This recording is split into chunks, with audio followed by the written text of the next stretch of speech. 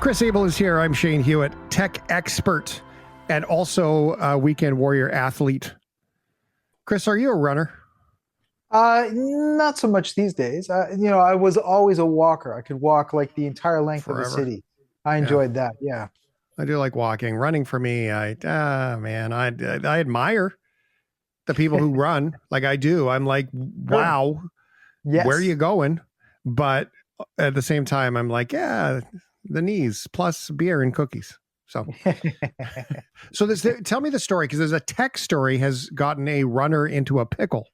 That's right. It's marathon season right now, and we have two completely opposite experiences involving technology that are happening. You've got one marathon in China, and then another marathon, of course, in New York, the massive New York City Marathon, where there was a huge disruption that happened. An influencer, Matt Choi, had the truly brilliant idea that as he was running in the marathon, he'd have two guys riding around on e-bikes holding out cameras and would record him participating in the marathon for his Instagram and his TikTok followers.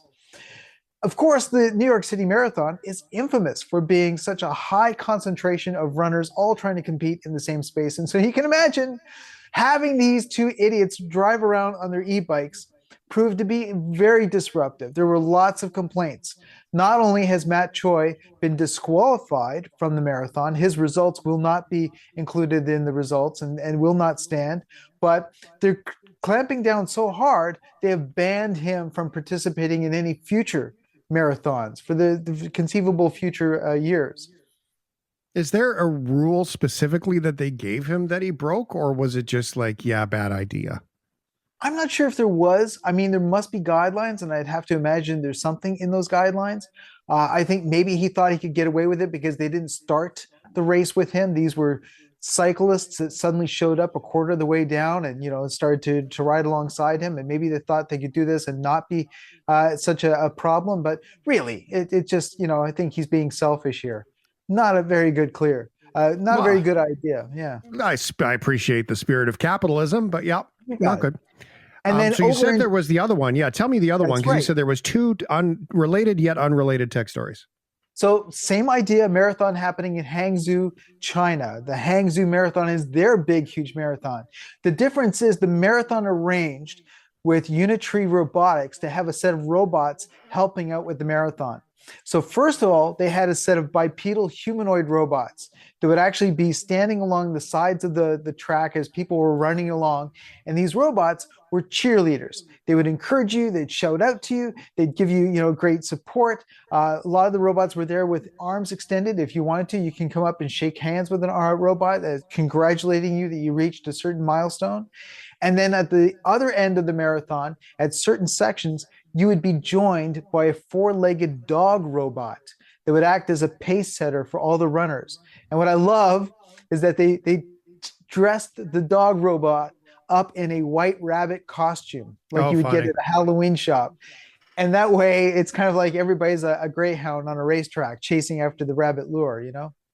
I thought that's pretty. It was funny because when you were talking about it in my head, I was like, "This sounds like the rabbit at the racetrack."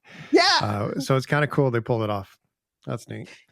trying to Uh, make it light and then make it engaging and make it helpful to other people. And apparently, the runners didn't mind, so they didn't get complaints in that particular situation.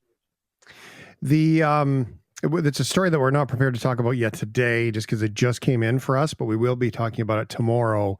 Canada has pulled the pin on TikTok.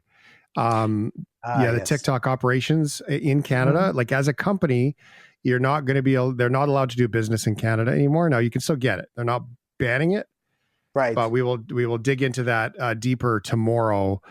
Quick thoughts. I know you're not necessarily prepared for that, Chris, but if I mean, a big surprise. They haven't revealed what they've been up to. So I know. I've never been fully understanding what the concerns have been, but the concerns have always been there yeah, to the point where everything I've heard has always made me alarmed. It's why I'm not on TikTok.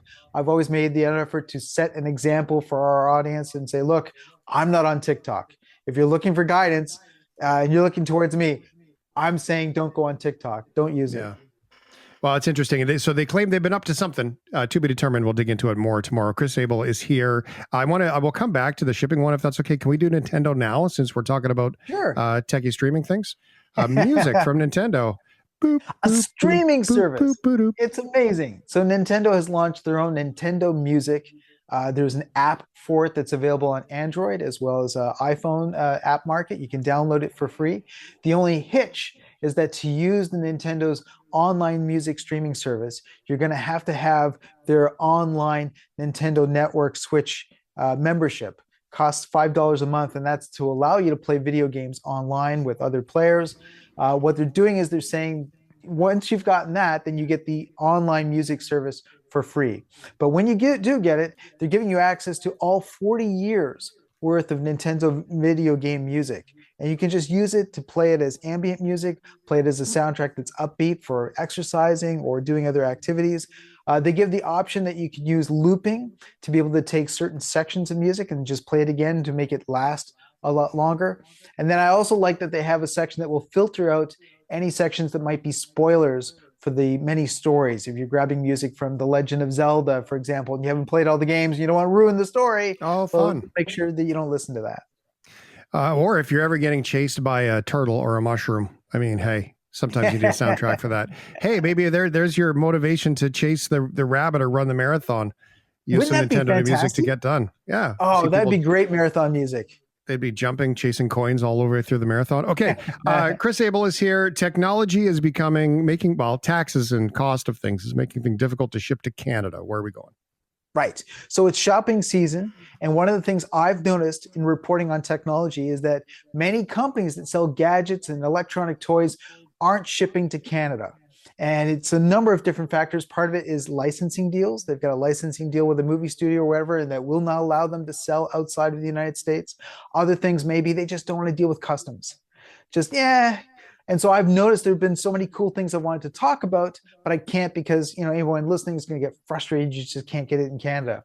I have been researching a service. So you can go and online you will find websites that offer freight forwarding. And the one in particular that I've been testing called skypacksus.com. They give you an American address and set you up with a virtual locker. So now when you make a purchase with one of these stores that will not ship to Canada, you give them this American address that's in Orlando, Florida. They ship your package to Orlando, Florida. Skypacks then receives your package. They give you a notification. You can have photographs sent to you that show you the condition of everything. And then you send them directions on how to ship the contents to you in Canada.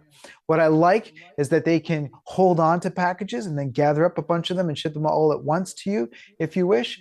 They also have contacts within Canada Customs, so if there is an issue, they can reach out and find out what they need to do to include information and paperwork before they ship your items to you so that it just goes right through Canada Customs. So finally, it gives access to a lot of these really cool items in stores in the United States. If you're looking to shop for something special for Christmas, then skypacksus.com is a really good service to help for a very nominal fee.